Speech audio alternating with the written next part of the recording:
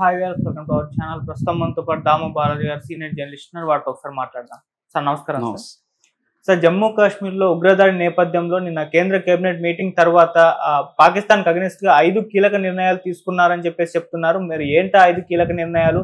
దీనివల్ల పాకిస్తాన్కి ఏ విధంగా నష్టం జరిగే అవకాశం ఉంది? అండ్ ఈ చర్యల ద్వారానే ఉంటుందా, లేకుంటే ఇంకేమన్నా యుద్ధం రావడం కానివ్వండి, లేకుంటే సర్జికల్ స్ట్రైక్ చేయడం కానివ్వండి, ఇటువంటివి ఏమన్నా చేస్తారంటే మిలిటరీ విభాగం ద్వారా ఎటువంటి నిర్ణయాలు తీసుకునే ఛాన్సెస్ ఉన్నాయి? మొన్న పహల్గామ్ దగ్గర గ్రీన్ మెడోస్ మీద దాడి జరిగింది, ఉగ్రవాద దాడి. ఇప్పుడు వస్తున్న సమాచారం ప్రకారం 7 మంది ఉగ్రవాదులు పాల్గొన్నారని చెప్తున్నారు. అందులో 5 మంది పాకిస్తానీ వాళ్ళు, 2 మాత్రం కాశ్మీరీ లోకల్స్ అని చెప్తున్నారు. వాళ్ళు AK-47 M4 రైఫిల్స్, అవన్నీ M4 రైఫిల్స్ అంటే దాంట్లో 70 బుల్లెట్ల వరకు కూడా పడుతుంది మ్యాగజైన్లో. అట్లాగే AK-47లో 30 బుల్లెట్స్ ఉంటాయి. 2 కూడా సెమీ ఆటోమేటిక్ 2 ఉంటాయి. ఆటోమేటిక్ ఆప్షన్లో పెడితే ఇట్లా మనం ట్రిగ్గర్ మీద వేలు పెట్టుకుంటే మొత్తం 30 బుల్లెట్లు ఖాళీ అయిపోతాయి అన్నమాట. దాన్ని ఆటోమేటిక్ అంటారు. సెమీ అంటే వేల్ని మనం ఎన్నిసార్లు ఇది చేస్తే అన్ని బుల్లెట్లు వెళ్తుంటాయి. సో అటువంటి ఒక హైఫై గన్స్ని తీసుకొచ్చారు. రెండవది, వాళ్ళు బాడీ కెమెరాస్ కూడా తగిలించుకొని వచ్చారు. అంటే బాడీ కెమెరాస్ ఉండడం వల్ల ఏమవుతుందంటే జరిగేదాన్ని వీళ్ళ పాయింట్ ఆఫ్ నుంచి షూటింగ్ కూడా చేశారు. అంటే వాళ్ళు ఒక ప్లాన్డ్గా వచ్చి దీన్ని ప్రపంచానికి తెలియజేయాలి. మేము అనుకుంటే ఇండియాని దెబ్బ కొట్టగలము అనేది ప్రపంచానికి తెలియజేయాలి. కాశ్మీరు మీరు అనుకున్నట్టు ప్రశాంతంగా ఉండదు, మేము అనుకుంటే ప్రశాంతంగా ఉంటుంది, లేకపోతే ఉండదు అన్న ఒక మెసేజ్ని పంపడానికే, సీరియస్ మెసేజ్ని పంపడానికే వాళ్ళు ప్లాన్డ్గా వచ్చారు. Well trained, very modern training వాళ్ళకు ఉంది అనేది చెప్తున్నారు. అట్ ద సేమ్ టైం రోజుకి 1000 మంది ప్రయాణికులు అక్కడికి టూరిస్టులు వచ్చే ప్లేస్లో ఎందుకు ఒక చిన్న పోలీస్ అవుట్ పోస్ట్ కూడా లేదు, ఒక ఆర్ముడ్ స్క్వాడ్ ఎందుకు అక్కడ పెట్టలేదు? పైగా అమర్నాథ్ యాత్ర కూడా అక్కడ నుంచే మొదలవుతుంది. రిజిస్ట్రేషన్లు మొదలైనవి. జూలై 3 నుంచి అమర్నాథ్ యాత్ర ఉంటుంది. ఈ పహల్గామ్ దగ్గర నుంచి అమర్నాథ్ యాత్ర కూడా ప్రధానంగా మొత్తం 2 రూట్లు ఉంటే ఒకటి ఇక్కడ నుంచి ఉంటుంది. సో ఎందుకు ఇంత కీలకమైన రోజుకి 1000 మంది టూరిస్టులు వస్తున్న ప్లేస్లో కనీసం ఒక 4 పోలీసులు, సాయుధమైన పోలీసులు కూడా లేరు అన్న ఒక చర్చ కూడా ఇప్పుడు జరుగుతుంది. ఇది ఖచ్చితంగా మన ప్రభుత్వం తరఫున జరిగిన పెద్ద తప్పు. కాశ్మీర్ లాంటి ప్లేస్లో టూరిస్టులు రోజుకి 1000 మంది వస్తున్న చోట మినిమం సెక్యూరిటీ ఉండాలి కదా అనేది అందరూ అడుగుతున్న ప్రశ్న.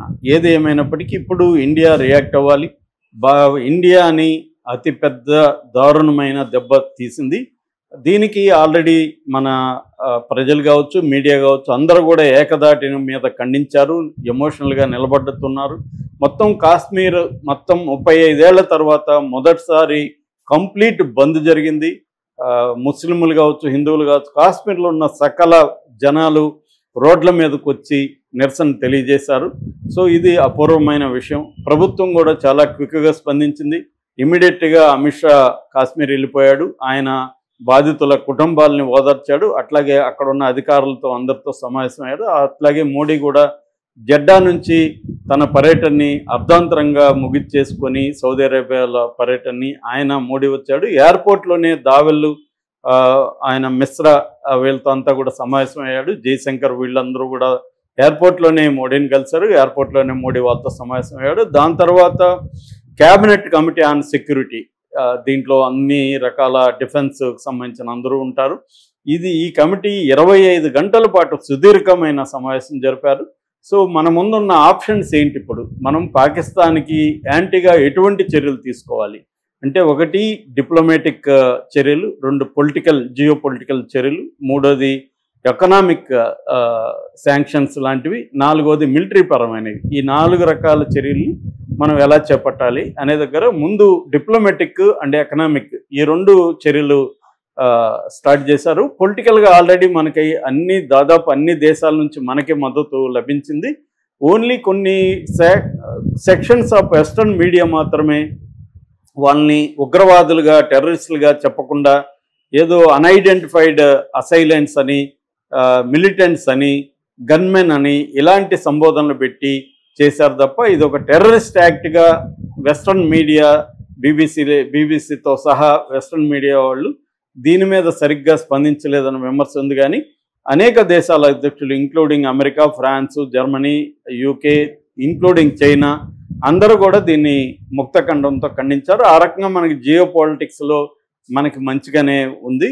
సో ఇక ఎకనామిక్ అండ్ డిప్లొమాటిక్ చర్యలు అయితే ఒక 5 చర్యల్ని మోడీ ప్రభుత్వం తీసుకునింది. ఇందులో మొదటిది ఇప్పటి వరకు సింధు వాటర్ ట్రెటీ అంటారు దీన్ని, సింధు నీటి ఒప్పందం మనకి పాకిస్తాన్కి మధ్య 1960 సెప్టెంబర్ 19లో నెహ్రూ ప్రభుత్వం ఉన్నప్పుడు జరిగింది. నెహ్రూ కరాచీకి వెళ్ళి అయూబ్ ఖాన్ నెహ్రూ మధ్య ఈ ఒప్పందం మీద సంతకం జరిగింది. ఇప్పటి వరకు ఈ ఒప్పందాన్ని మనం ఎప్పుడు కూడా ఉల్లంఘించలేదు.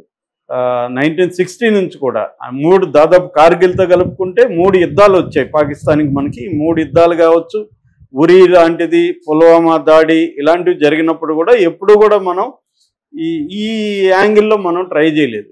ఈ ఒప్పందాన్ని ఆపేయడం, వాళ్ళకి నీళ్లు ఆపేయాలి అన్నది మనం ఎప్పుడు చేయలేదు. ఫస్ట్ టైం ఈ చర్య తీసుకున్నాడు మోడీ ప్రభుత్వం. ఇదేంటి అసలు, దీనివల్ల పాకిస్తాన్కి ఏ నష్టం అంటే, మనకి పాకిస్తాన్కి మధ్య దాదాపు 6 నదులు ఉన్నాయి. సింధు నది, దాని ఉపనదులు అనమాట ఇవి. ఇందులో 2 రకాలుగా డివైడ్ చేస్తారు. Eastern reverse, western reverse. అంటే తూర్పు నదులు, పశ్చిమ నదులు. తూర్పు నదులు వచ్చి సట్లజు, బియాసు, రావి, ఇవి 3 రకాలు ఉంటాయి. అట్లాగే వెస్ట్ నదులు జీలము, చేనాబు, సింధు, ఈ 3 వెస్ట్ నదులు ఉంటాయి. ఇందులో ఈస్టర్న్ నదుల నీటిని ఇండియా ఉపయోగించుకోవాలి, వెస్టర్న్ వాటర్స్ని పాకిస్తాన్ ఉపయోగించుకోవాలి. ఓవరాల్గా ఈ 6 రకాల నదుల నీళ్ళల్లో 80% పాకిస్తాన్ ఉపయోగించుకోవాలి, ఇండియా 20% ఉపయోగించుకోవాలనేది ఒప్పందం అనమాట. ఈ ఒప్పందాన్ని మనం ఎప్పుడు బ్రేక్ చేయలేదు. ఇదే కాకుండా ఒక్కొక్కసారి మనకిచ్చిన 20%లో కూడా పాకిస్తాన్ వాడుకోవచ్చు ప్రత్యేక పరిస్థితుల్లో, విద్యుత్ కోసం, ఇంకో దానికోసం, ఇండియా పర్మిషన్తో. అట్లాగే పాకిస్తాన్కి కేటాయించిన 80% వాటర్స్లో కూడా మనం కూడా వాడుకోవచ్చు.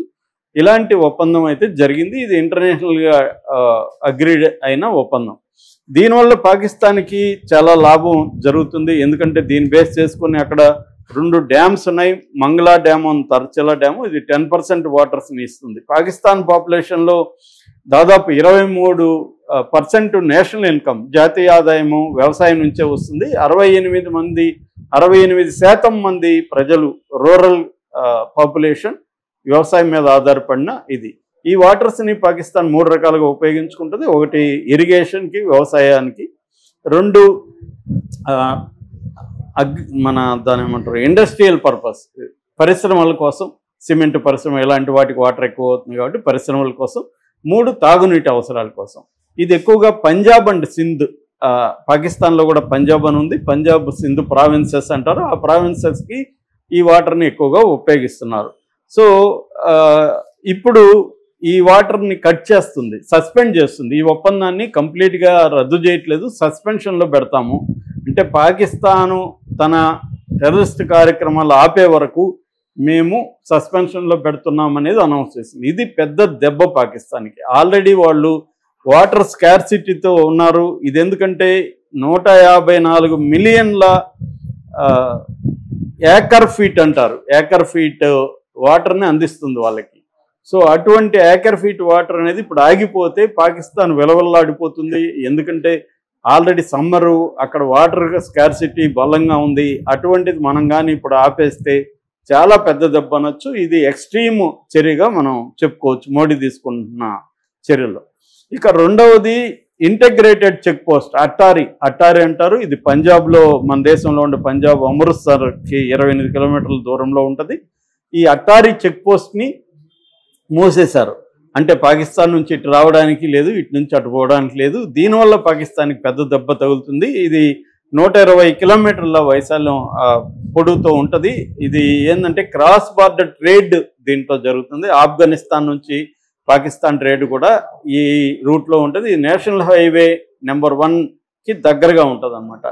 అందువల్ల పాకిస్తాన్కి ట్రేడ్ ఎఫెక్ట్ అనేది బలంగా పడుతుంది. దానివల్ల పాకిస్తాను ఆల్రెడీ వ్యవసాయం మీద, ఇండస్ట్రీ మీద వాటర్ లేకపోవడం పడుతుంది. దీనివల్ల ఫుడ్ గ్రెయిన్స్ వాళ్ళకి తగ్గిపోతుంది, ఇండస్ట్రియల్ ప్రాబ్లమ్స్ వస్తాయి, పవర్ ప్రాబ్లమ్స్ వస్తాయి. ఈ రకంగా పాకిస్తాన్ ఆల్రెడీ సంక్షోభం నుంచి ఇప్పుడిప్పుడే తేరుకుంటుంది. దీనివల్ల మరింత ఆర్థిక సంక్షోభంలోకి పాకిస్తాన్ వెళ్ళిపోతుంది. ఇది మిలిటరీ యాంగిల్లో కంటే కూడా గొప్ప చర్యగా మనం చెప్పుకోవచ్చు ఈ రెండు విషయాలు. ఇది కాకుండా వీసాల్ని మనకు మామూలుగా స్పెషల్ వీసాలు అంటారు, వాటిని SPES వీసాలు అంటారు. సార్ ఒప్పందంలో భాగంగా చేశారు. ఆ వీసాలను రద్దు చేసింది. వితిన్ 48 అవర్స్లో వెళ్ళిపోవాలని చెప్పింది. పాకిస్తానీ సిటిజన్స్ ఎవరు ఇండియాలో ఉన్నా వితిన్ 48 అవర్స్లో వెళ్ళిపోవాలి. అది మూడవది. నాలుగవది, మన అక్కడ పాకిస్తానీ ఎంబసీలో మన వాళ్ళు డిప్లొమాట్స్ వాళ్ళు దాదాపు 55 మంది ఉంటే అందులో 25 మందిని వెనక్కి పిలిపిస్తుంది. 30 మంది మాత్రమే ఉంటారు. అది నాలుగవది. ఇక ఐదవది, డిఫెన్స్, ఆర్మీ, నేవీ, ఎయిర్ ఫోర్స్కి సంబంధించిన అడ్వైజర్స్, పాకిస్తాన్ అడ్వైజర్స్ మన దేశంలో ఉన్నారు, మన దేశంలో ఉండే అడ్వైజర్స్ అక్కడ ఉన్నారు. వీళ్ళని మన దేశంలో ఉండే వాళ్ళని వెనక్కి తీసుకుంటుంది, మన దేశంలో ఉన్న వాళ్ళని పంపించేస్తుంది. వన్ వీక్ టైం ఇచ్చారు మీరందరూ వెళ్ళిపోవాలని. అట్లాగే వాళ్ళ దేశంలో ఉన్న మన మిలిటరీ అడ్వైజర్స్ని వెనక్కి పంపిస్తున్నారు. అంటే మిలిటరీ పరంగా చర్యలు తీసుకుంటున్నారు, తర్వాత ఎకనామిక్ పరంగా తీసుకున్నారు, పొలిటికల్గా కూడా అంటే డిప్లొమసీ పరంగా కూడా చర్యలు అయితే తీసుకున్నారు. ఇవి అయితే పాకిస్తాన్కి పెద్ద దెబ్బ. కాకపోతే ఇది సరిపోదు, మిలిటరీ యాంగిల్లో దెబ్బ కొట్టాలి. ఒకప్పుడు మనం ఎలాగైతే బాలాకోట్ ఎయిర్ సర్జికల్ స్ట్రైక్ చేసామో అలా చేయాలి అనేది ఇప్పుడు ఇండియాలో వస్తున్న ఇది. దీనికి కూడా ప్రిపేర్ అవుతుంది మిలిటరీ. కాకపోతే ఏంటంటే పాకిస్తాన్కి కూడా తెలుసు కాబట్టి వాళ్ళు కూడా సన్నద్ధంగా ఉన్నారు. ఇంతకు ముందులాగా లేరు వాళ్ళు. వాళ్ళకు కూడా తెలుసు వీళ్ళు వచ్చి అటాక్స్ చేస్తారని. కాబట్టి అక్కడున్న తీవ్రవాదులందరినీ సేఫ్ అండర్ గ్రౌండ్లోకి తరలించినట్టుగా చెప్తున్నారు. సో అటాక్స్ చేయడం వల్ల ఇప్పుడు పెద్ద ఉపయోగం లేదు ఇమ్మీడియట్గా చేయడం వల్ల. అందుకని ఒక పని ఏం చేస్తుందంటే కాశ్మీర్ లోయలో ఉన్న టెర్రరిస్టులు కావచ్చు, వాళ్ళకి షెల్టర్ ఇచ్చే వాళ్ళు దాదాపు 1500 మందిని ఆల్రెడీ అదుపులోకి తీసుకునింది మిలిటరీ. అట్లాగే ఒక 2 టెర్రరిస్టులను చంపింది. ఇంకా మొత్తం జల్లెడ పడుతుంది. ఇదొక కార్యక్రమం నడుస్తుంది. అట్లాగే పాకిస్తాన్లో ఆల్రెడీ మన ఏజెంట్లు ఉన్నారు ఎప్పటి నుంచో. అక్కడ మన కార్యకలాపాలు రహస్యంగా జరుగుతున్నాయి. సో వాళ్ళ ద్వారా అక్కడ టెర్రరిస్టుల్ని సీక్రెట్గా చంపేయడం అనే కార్యక్రమం కూడా మొసాద్ ఈ పని చేస్తుంది. ఇజ్రాయెల్ మొసాద్ అనేది ఈ పని చేస్తుంది.